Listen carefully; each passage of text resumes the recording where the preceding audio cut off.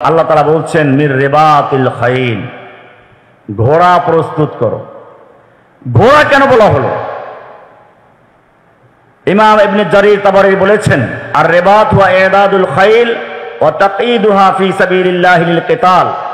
রিবাতুল খাইল হচ্ছে ঘোড়া পালা প্রস্তুত করা আল্লাহর রাস্তায় যুদ্ধ করার জন্য।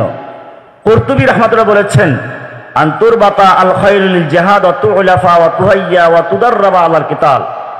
ঘোড়া ক্রয় করা, ঘোড়াকে ঘাস খাওয়ানো, ঘোড়াকে প্রশিক্ষণ দেওয়া, ঘোড়াকে শক্তিশালী করা এ রিবাতুল খাইলের অন্তর্ভুক্ত।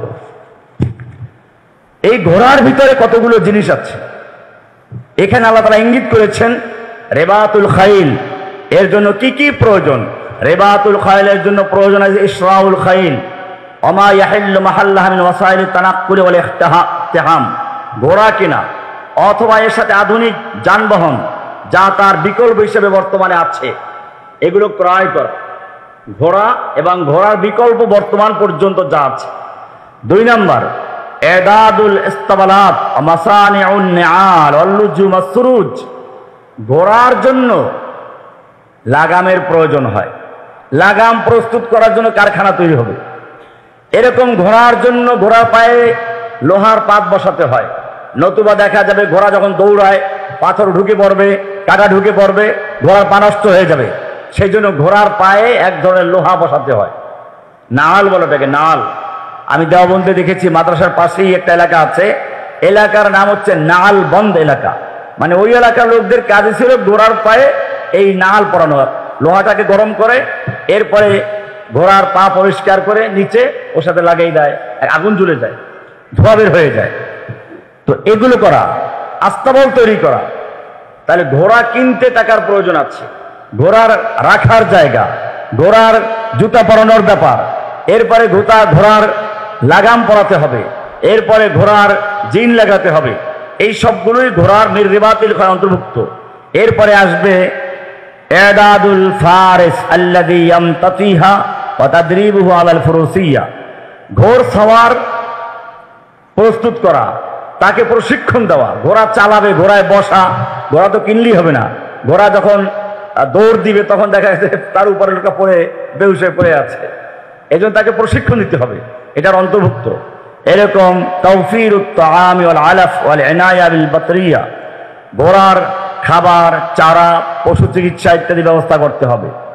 এরপরে তাদরিবুল খাইলি আলাল জারি ওয়াল ওয়াসাব ওয়া ইফতিহামিল হাওয়াজিস ওয়া তাআতান লিরাকিব। এরকম ঘোড়াকে দৌড় শিখানো, বাধা অতিক্রম করা, আনুগত্য শিখানো। তাহলে আনুগত্য মানুষকে না, ঘোড়াকেও আনুগত্য শিখাতে হয়। যুদ্ধের ময়দানে আমাদের হারুন জাহাজ সাহেব বলেছেন আনুগত্য এটা খুব গুরুত্বপূর্ণ বিষয়। আপনারা দেখেছেন আল্লাহ রাসূল সাল্লাল্লাহু আলাইহি ওয়াসাল্লাম 50 জন লোককে ওহুদের যুদ্ধে এক জায়গায় নির্ধারণ করে দিয়েছিলেন আর বলেছিলেন যুদ্ধে জয় পরাজয় যাই হোক তোমরা জায়গা ত্যাগ করবে না। দেখা গেল কমান্ডার যতই বললেন, লোকেরা বলল যুদ্ধ শেষ হয়ে গেছে, সবাই গনিমতের মাল সংগ্রহ করছে, আমরাও যাই। তারা ঘাঁটি ছেড়ে চলে গেল। খালিদ বিন ওলীদ তখন ইসলাম কবুল করেন নাই। ওই জায়গা দিয়ে বারবার আক্রমণ করার চেষ্টা করেছিলেন, ব্যর্থ হয়েছেন। কিন্তু যখন দেখলো যে জায়গা ফাঁকা আছে, মাত্র 8-10 জন লোক আছে, ওখানে তড়িৎ আক্রমণ করে শেষ করে দিয়ে তারা মাথায় ঢুকে পড়ল। এরপরে একদিক থেকে মুসলিমদের পিছন থেকে আক্রমণ, একদিকে সামনের লোকগুলো ঘুরে গেছে। মুসলিমরা সেই যুদ্ধে মারাত্মক বিপর্যয়ের সম্মুখীন হলেন। আল্লাহর রাসূল নিজে রক্তাক্ত হলেন, দান শহীদ হলো। এই শেষ পর্যায়ে এসে একটু আল্লাহর রাসূলের হুকুমের আনুগত্যের ব্যতিক্রম হওয়ার কারণে। তো মানুষকে যেরকম আনুগত্য শেখাতে হয়, যুদ্ধের ময়দানে ঘোড়াকেও শেখাতে হয়। এই জন্যই তো আল্লাহ বলেছেন ফাওয়াসাতনা বিহি জামা, একটা ঘোড়া নামে একটা সূরাই আছে, বলে আদিয়াতে দাবহা ফাল মুরিয়াতে কদহা ফাল মুগীরাতে সুবহা ফাআসারনা বিহি নাকা ফাওয়াসাতনা বিহি জামা। এরপর আল্লাহ বলেছেন ইন্নাল ইনসানা লিরাব্বিহি লাকানুদ, মানুষ বড় তার রবের অকৃতজ্ঞ। এটা কেন বলেছেন? ঘোড়া তার মালিককে সামান্য খাবার দেয়, ঘাস খাওয়ায়, ভুসি খাওয়ায়। এই সামান্য ঘাস খাওয়ায়, ভুসি খাওয়ায়, এর কারণে ঘোড়া তার মালিকের এত আনুগত্য করে, সে যুদ্ধের ময়দানে শত্রুদের মাঝখানে ঢুকে পড়ে, আক্রমণ করে। আল্লাহ তাআলা এটার প্রশংসা করেছেন। এই ঘোড়াকেও প্রশিক্ষণ দিতে হয়। এরপরে আসে তাসনিউল মারাফিকিল মাসানিদা কাল মাদারিসিল আসকারিয়া ওয়াল মাদামির তাদরিবিয়া ওয়াল মুস্তাশফিয়াতিল ভিতরিয়া, এই সবগুলো প্রশিক্ষণ দেওয়া, সামরিক স্কুল, এই ঘোড়া প্রশিক্ষণ দেওয়ার স্কুল, এগুলো থাকতে হবে। তো এটা আছে মির রিবাতিল খাইল। এরপরে আছে তুরহিবুনা বিহি আদুব্বাল্লাহি ওয়া আদুব্বাকুম। ওই সময় ছিল ঘোড়া, বর্তমানে ঘোড়া নেই। বর্তমানে সময় কি আসবে? ট্যাঙ্ক চালানো, যুদ্ধ জাহাজ চালানো, ড্রোন তৈরি করা, এগুলো অন্তর্ভুক্ত মির রিবাতিল খাইল। এরপর আল্লাহ বলছেন তুরহিবুনা বিহি আদুব্বাল্লাহি ওয়া আদুব্বাকুম, যার মাধ্যমে তোমরা আল্লাহর দুশমনদেরকে এবং তোমাদের দুশমনদেরকে ভীত সন্ত্রস্ত করে রাখবে। বোঝা গেল ভীত সন্ত্রস্ত করাও একটা ঈমানের দায়িত্ব।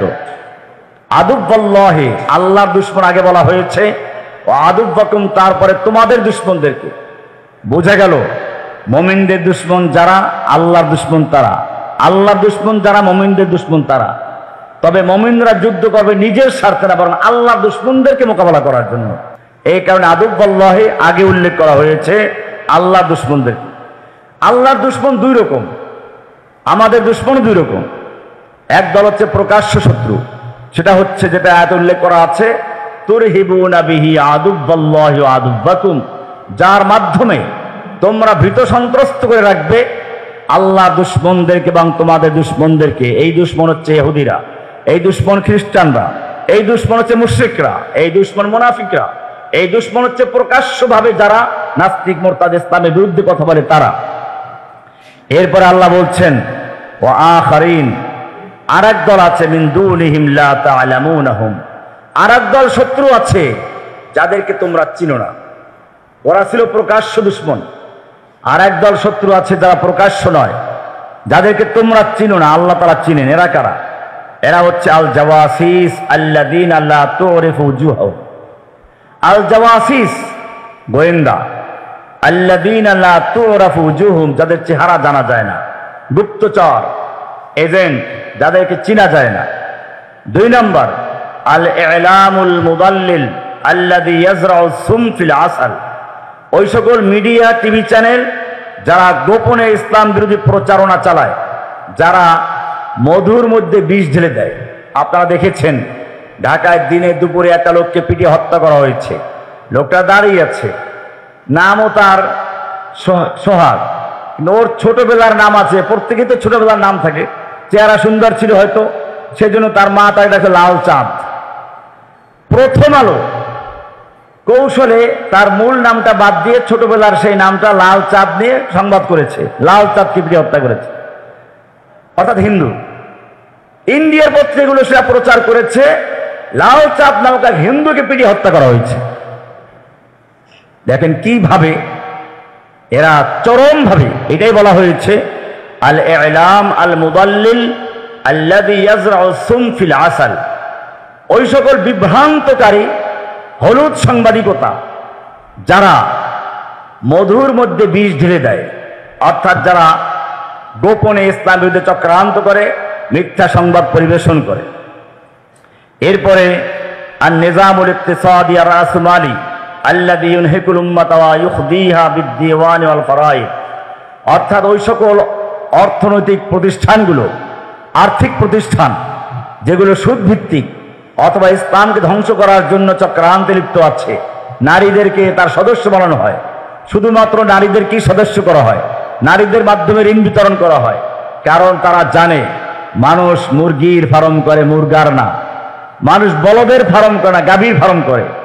কেন? গাভী বাচ্চা দেয়, দুধ দেয়, মুরগি ডিম দেয়, বাচ্চা দেয়। ঠিক এরকম ভাবে যদি নারীদের ফার্ম করা যায়, নারীদের কি যদি বেদিন করা যায়, তাহলে আর শিশুকে, বাচ্চাকে কোলে নিয়ে প্রথমে শিখাবে না আল্লাহ আল্লাহ, শিখাবে না লা ইলাহা ইল্লাল্লাহ, শিখাবে না বিসমিল্লাহ, শিখাবে না আল্লাহর নাম। এইভাবেই একটা পরিবারকে নাস্তিক বানাবার জন্য সুকৌশলে এরা বিভিন্ন এনজিওগুলো কাজ করে। এগুলো হচ্ছে লা তা'লামুনাহুম। আরো কিছু শত্রু যাদের তোমরা চিনো না, এরা হচ্ছে তারা। এরকম আত-তা'লিমুত তাগরিবি আল্লাযী ইউখরিজু জিলান ইউহিব্বুল গারবা ওয়া ইউকাল্লিদুহুম, পাশ্চাত্য অনুকরণে তৈরি করা শিক্ষা ব্যবস্থা, এটাও তোমাদের শত্রু যাদেরকে তোমরা চিনো না। এই শিক্ষা ব্যবস্থা আস্তে আস্তে মানুষকে আল্লাহর দ্বীনের থেকে বিরক্ত করে ফেলে, দিনের থেকে তাদেরকে সরিয়ে নেয় এবং বিধর্মীদের শিক্ষাটা কি তাদের কাছে জনপ্রিয় করে দেখানো হয়।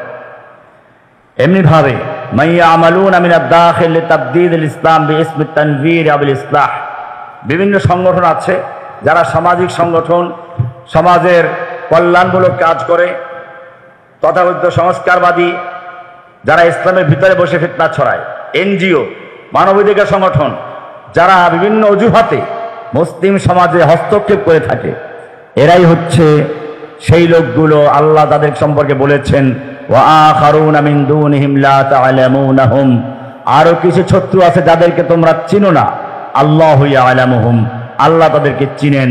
এ হচ্ছে সেই শত্রুগুলো।